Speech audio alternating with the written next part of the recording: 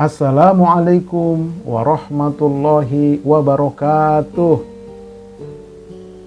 Innal hamdalillah nahmaduhu wa nasta'inuhu wa nastaghfiruh wa na'udzu billah min syururi anfusina wa min sayyiati a'malina may yahdihillahu fala mudhillalah wa may yudlil fala hadiyalah. Asyhadu an la ilaha illallah wahdahu la syarikalah wa asyhadu anna Muhammadan abduhu wa rasuluh la nabiyya ba'dah. Amma ba'd. Sahabat-sahabat Majelis Studi Dakwah Terapan Center yang dirahmati oleh Allah Subhanahu wa taala. Majelis Studi Dakwah Terapan Center mengulas dan mengkaji banyak materi-materi dakwah. Nah, silakan berkunjung, caranya tulis Ustadz Arifin Purba Official. Nah, di ujungnya tambah menghitung zakat perak, enter, keluar. Ustadz Arifin Purba Official, cara menghitung harta waris, enter, keluar. Ustadz Arifin Purba Official, tentang menjadi muslim kafah, enter, keluar. Dan sebagainya, silakan. Apa saja yang mau ditanya, tambahkan di ujungnya. Nanti dia akan keluar, dan insya Allah rata-rata itu dalam bentuk PowerPoint. Nah, kemudian silahkan ya subscribe, like and share serta komen. Nah, mudah-mudahan itu menjadi sedekah jariah buat antum semua yang pahalanya mengalir ya sampai hari kiamat dikarenakan mendukung dakwah dan menyebarkan dakwah, insya Allah. Oke, nah kali ini kita akan lanjutkan kajian kita tentang macam-macam zakat mal. Ya. Zakat harta itu ada zakat simpanan, emas, perak, dan uang. Zakat perdagangan, zakat simpanan mutiara, surat berharga. Zakat pertanian, ya, sawit, umbi-umbian. Zakat peternakan, ikan, unggas, dan lain-lainnya. Zakat sewa menyewa, kemudian zakat profesi, dan zakat harta rikas terpendam, serta zakat tambang. Jadi ini semua akan kita ulas ke depan. Kali ini ya kita akan mengkaji tentang zakat perdagangan. Zakat simpanan emas dan perak serta uang sudah pada pertemuan terdahulu. Silakan lihat lagi videonya. Oke, sekarang kita zakat perdagangan ya, yang jual beli sembako dan yang lainnya. Dalil tentang zakat perdagangan ini, Allah berfirman, A'udzubillahi minasyaitonirrajim. Ya ayyuhalladzina amanu anfiqu min thayyibati ma kasabtum. Artinya, hai orang-orang yang beriman, nafkahkanlah di jalan Allah sebagian dari hasil usahamu yang baik-baik. Nah, jadi yang Allah seru sini adalah hai orang yang beriman, yang tidak beriman tidak hai. Ya, yang merasa punya iman dia terpanggil. Tapi kalau memang tidak punya iman, nggak terpanggil dia untuk berzakat. Ya, nggak terpanggil dia. Kenapa? Nggak ada iman. Jadi orang beriman itu sudah pasti muslim, tapi orang muslim belum tentu beriman. Orang beriman belum tentu takwa. Orang bertakwa sudah pasti beriman. Nah, makanya di sini adalah orang beriman yang dipanggil, yang punya iman. Nah, juga dalam firman-Nya, walladzina fi amwalihim haqqum ma'lum. Dan orang-orang yang di dalam hartanya tersedia bagian kewajiban tertentu untuk orang lain. Wajib dikeluarkan bagian tertentu dari harta yang ada. Nah, di antaranya harta yang dapat lewat jual beli atau dagang. Dalam hadis terspesifik ya, bersumber dari Samurah bin Jundub bahwa Rasulullah SAW pernah bersabda atau pernah melakukan, kana ya'muruna an nuhrija shadaqata minal ladzi nu'iddu lil bai'. Artinya adalah Rasulullah SAW memerintahkan kami untuk mengeluarkan zakat dari sesuatu yang kami persiapkan untuk dijual. Ini secara spesifik ya. Ini dalil tentang adanya zakat jual beli, zakat perniagaan, zakat perdagangan. Ini hadis riwayat Imam Abu Daud. Subtema kita pada kali ini adalah ini dia cara mudah menghitung zakat toko sembako atau toserba, showroom, ya, toko emas dan perak, CV, PT, berbagai bidang, dan lain-lain. Nah, bagaimana penjelasannya? Mari kita lihat. Pandangan 4 mazhab tentang zakat perniagaan atau jual beli. Pertama, menurut Imam Hanafi dalam kitab Al-Mabsut, Imam Sarakhsi, dan Fathul Qadir Ibnu Al-Humam, pandangan bahwa zakat perniagaan itu wajib pada nilai harga barang, bukan pada benda barang dagangannya. Jadi nilainya itu. Nah, bendanya apa saja kalau dia perjual belikan, yang penting dia halal, nah, maka itu nanti nilainya berapa. Kalau mencukupi nisab dan haul, maka wajib zakat.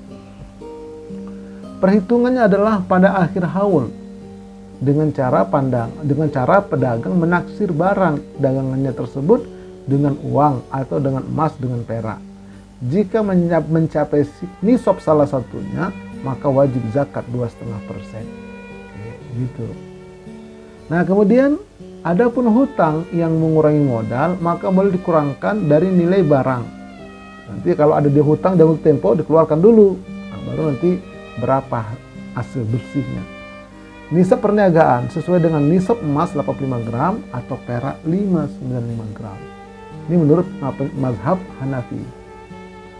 Adapun mazhab Maliki dalam kitab Al-Mudawwanah Imam Malik, pandangan membedakan antara pedagang muhtakir menyimpan barang menunggu harga naik dan mudir pedagang yang memutar modal secara aktif harian. Nah, jadi kalau menurut Imam Malik itu pedagang itu ada 2 model dia. Ada yang sengaja dia menyimpan barang nanti kalau udah mahal baru dia jual. Tapi ada yang sehari-hari dia putar terus itu barang dagang. Nah, itu perhitungan hanya pedagang mudir yang wajib mengeluarkan zakat setiap tahun setelah 1 haul, dihitung dari modal dan keuntungan. Itu kalau pedagang mudir. Tapi kalau pedagang muhtakir, zakatnya hanya dikeluarkan saat barang tersebut terjual. Ya, dia simpan itu barang nanti kalau udah mahal. Udah mahalnya itu apakah sudah 1 tahun atau 2 tahun atau sebelum 1 tahun. Begitu harga mahal dia jual, ketika itu dizakatkan 2,5%. Kalau sudah mencapai nisab tadi penjualan itu. Ini Imam Malik membagi 2 seperti itu. Kemudian nisabnya wajib zakat jika mencapai nisab emas dan perak. Oke. Sekarang selanjutnya yaitu pendapat Imam Syafi'i dalam kitab Al-Um, ya, dan Minhajut Thalibin Imam Nawawi. Pandangan barang dagangan zakatnya wajib dihitung berdasarkan nilai harga pasar pada saat haul akhir tahun, bukan pada saat awal. Ya. Jadi misalnya memberi barang modal awal di awal tahun itu sekian. Nanti pas akhir tahun, ya sudah 1 haul, modalnya itu dihitung berdasarkan harga di akhir tahun itu, bukan modal di awal tahun. Seperti itu. Nah, kemudian perhitungan nilai barang dagang tambah uang tunai tambah piutang yang lancar, maksudnya ada duit kita diutang orang tapi dia lancar bayarnya. Nah, misalnya dia ngambil barang sama kita, dia cicil lah berapa kali nyicil begitu, lancar. Nah, dikurang utang jatuh tempo. Nah, jika total mencapai 85 gram emas nilainya, maka wajib zakat 2,5%.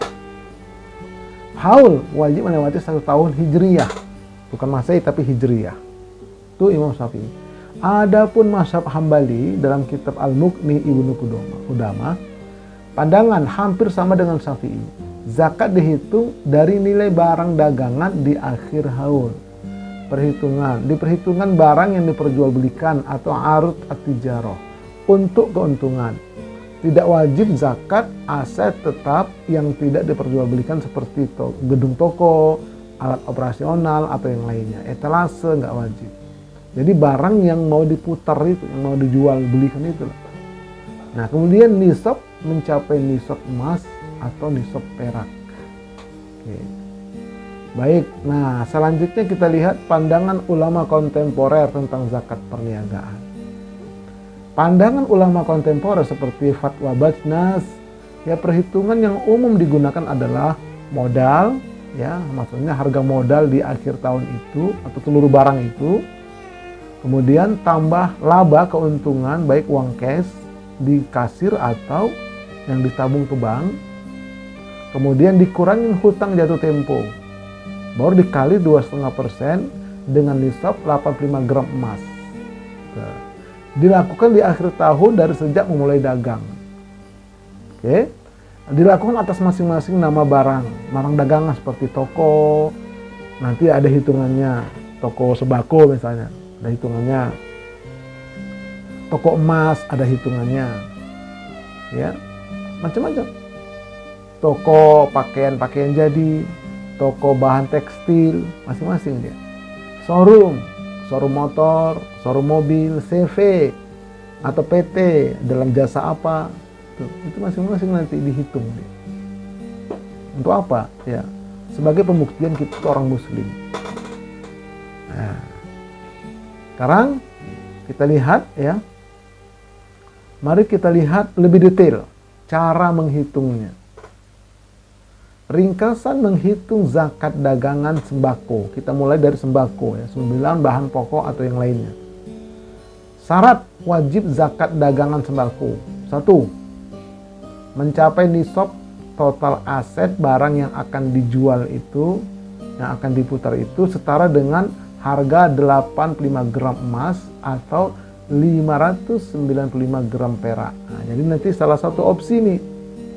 Kalau dia mampu dijumlahkan 85 gram emas, silakan lewat situ. Misalnya asetnya banyak. Tapi kalau asetnya nggak banyak, maka dia pakai alternatif perak. Jangan hanya emas. Kalau hanya emas, nanti kapan berzakatnya? Kapan kita mengamalkan rukun Islamnya? Tapi kalau kita pakai alternatif perak, nah berarti kita sudah mengamalkan rukun Islam. Tuh, begitu cara berpikirnya. Kemudian mencapai haul, yaitu bisnis sudah berjalan selama 1 tahun. Nah, dia mengatakan dalam syariat itu hijriah, tapi ada juga mengatakan Masehi. Cuman kalau Masehi tambah dia, ya 2,58%. Ya, ada 0,8 nih tambahannya. Sebab harinya bertambah, kurang lebih 11 hari itu atau 12 hari. Nah, kemudian milik penuh, harta tersebut merupakan milik sendiri, bukan milik bersama. Kalau bersama harus dipisahkan terlebih dahulu bagian masing-masing, baru masing-masing itu nanti akan berzakat kalau sudah sampai nisabnya. Ini syarat-syaratnya diantaranya ya. Nah, kemudian rumus hitung zakat sembako. Yuk kita lihat rumusnya. Nih, komponen modal awal, yaitu nilai stok barang sembako yang ada di toko atau gudang saat jatuh tempo atau haul sesuai harga beli setara dengan 85 gram emas atau 595 gram perak. Kedua, ada uang di kas atau di bank, uang tunai di kasir atau digabung dengan uang yang di rekening bank hasil dagangan, digabung. Tuh, sama harga modal tadi. Udah itu ada lagi piutang lancar. Orang bayar utang ke kita lancar karena dia nyicil. Hutang pelanggan yang kemungkinan besar akan segera dibayar dan lancar dia, tambahkan lagi. Nah, setelah ditambahkan semua, barulah dikurangi dengan hutang jangka pendek, hutang dagang ke distributor atau kewajiban lainnya yang harus dibayar saat itu, seperti pajak juga sebenarnya mengatakan begitu. Jadi saat kita akan bayar pajak, bayar zakat, di situ kewajiban kita bayar utang jatuh tempo. Nah, maka keluarkan dulu itu. Nanti kita lihat dibersihnya berapa. Kalau mencukupi nisab harus zakat, kalau enggak ada zakat. Oke, ini komponennya ya. Nah, sekarang ini dia kira-kira rumusnya. Zakat 2,5% itu dari modal awal ditambah keuntungan ditambah piutang lancar dikurang hutang jatuh tempo, baru keluarkan zakat 2,5%. Nah, kemudian barulah kita lihat contoh perhitungan zakat perdagangan dengan emas. Sekarang kita pakai nisabnya emas, ya. Misalnya Bapak A memiliki toko sembako, ya, atau minimarket lah, gitu. Atau serba lah. Jadi barang dagangannya itu di akhir tahun berjumlah setelah dihitung 200 juta. Jumlahnya 200 juta. Tambah lagi ada uang kas, uang tunai. Ada uang kas, uang tunai, uang di bank. Itu jumlahnya 70 juta. Tambah lagi ada piutang lancar, ya, orang yang bayar utang itu dalam waktu dekat akan dibayar 10 juta. Tuh. Nah, hutang dagang jatuh tempo itu 20 juta. Sementara ada utang dagang, dia harus bayar utang itu nyicil 20 juta. Nah, nisabnya 85 gram emas. Nah, harga 1 gram emas itu untuk Februari 2026 ini 2.822.000 kali 85 gram emas. Maka nisab dari pedagang itu adalah 239.870.000 kalau diemaskan pakai hitungan emas. Nah, jadi hitungannya 200 juta ditambah 70 juta ditambah 10 juta sama dengan 280 juta. Dikurang hutang jatuh tempo 20 juta. Maka sisanya itu 260 juta. Tuh. Nih, sisa 260 juta di akhir tahun ini. Maka zakatnya adalah 260 juta kali 2,5% sama dengan 6.500.000 zakat yang dikeluarkannya.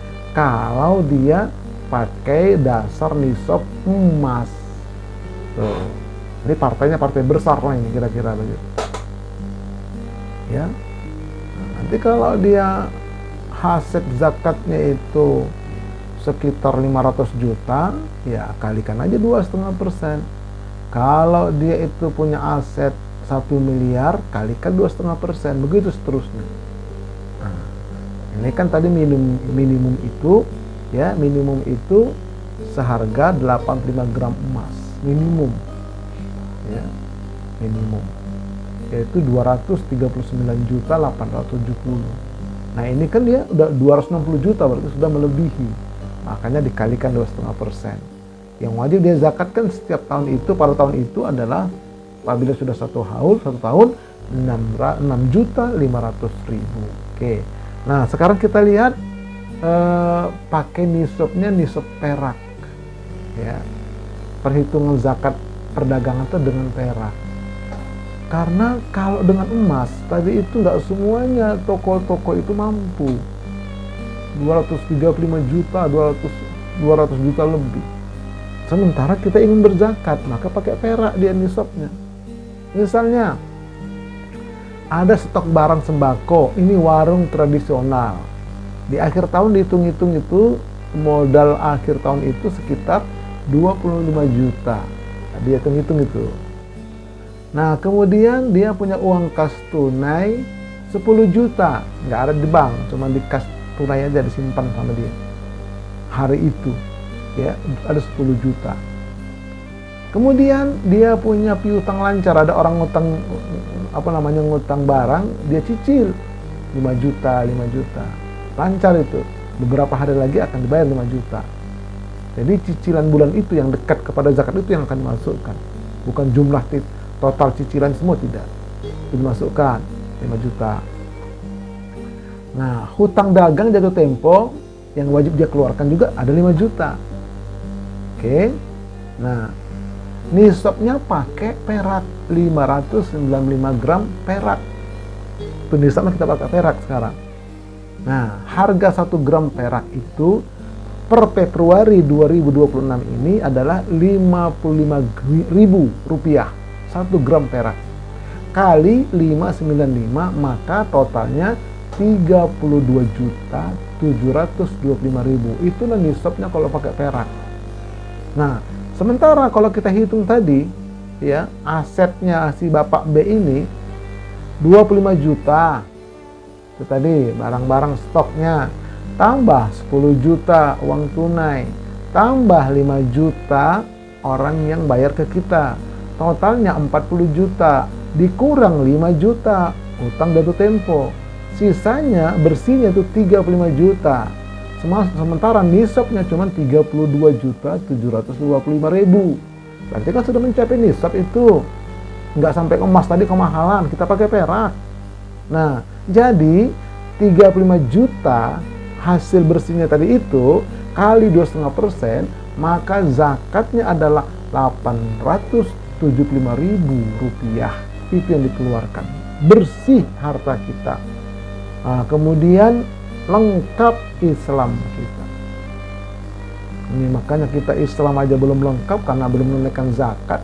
Lagi bagi pada pedagang karena menganggap nggak mampu, hitung aja dulu nyampe nggak segitu, baru kita pakai nisabnya itu perak, jangan emas. Kalau emas kemahalan, itu untuk partai besar. Tapi kalau kita partai kecilnya mau cari keberkahan, pakai yang perak. Nah, begitu cara berhitungnya, insya Allah. Oke, nah mari kita terapkan pada bisnis lainnya. Oke ya, tinggal menerapkan aja nanti. Misalnya ada orang punya showroom mobil, nah, coba dihitung di akhir tahun ada berapa itu mobil semua harganya. Atau motor, ditaksir itu harga berapa itu motor, modalnya di akhir tahun itu modalnya. Oke, nah setelah itu toko emas juga begitu. Ada berapa gram itu emas semua di toko itu. Modal dihitung di akhir tahun itu. Perak juga berapa itu semua. Harga modalnya. Dihitung. Tambah lagi nanti ada uang kas. Seperti tadi. Nanti bisa dilihat di slide sebelumnya. Oke. Baru nanti dikurangi dengan hutang jatuh tempo. Sisanya berapa? Baru dikeluarkan zakat. Kalau dia showroom begini, pakai emas ngitungnya, pakai emas ya, karena ini kan udah partai besar misalnya. Tapi kalau toko emas perak, dia partainya sedang ke bawah, pakai perak hitungnya. Nah, toko buah-buahan, nah ini toko buah-buahan ini pun kalau memang mau berkah, hitungnya pakai perak. Coba sekitar 33 juta lah itu modal akhirnya ya, di akhir tahun itu.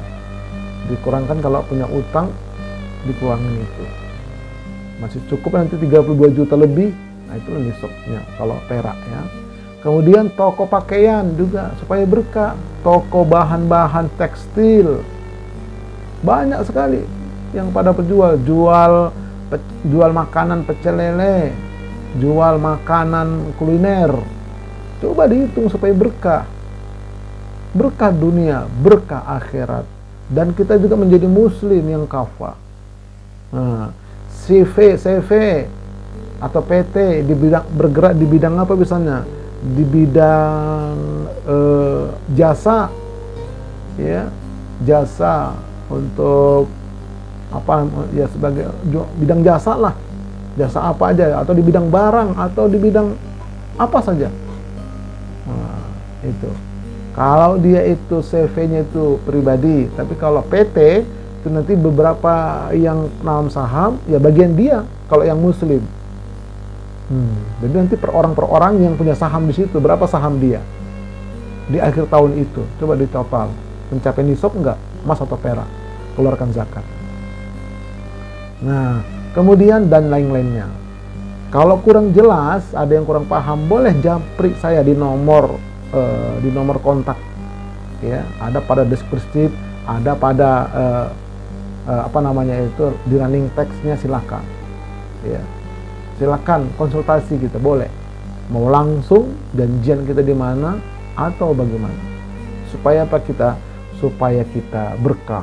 Nah, oleh karena itu ada catatan terakhir, apa yang kita keluarkan dari sebagian harta yang ada pada kita di jalan Allah, maka pasti akan dibalas Allah dengan balasan berlipat ganda dunia dan akhirat. Amin ya rabbal alamin. Nah, begitulah enaknya Islam itu, berkah kita hidup, enak kita makan, nyaman keluarga kita, bersih harta kita, mudah hisab kita di akhirat.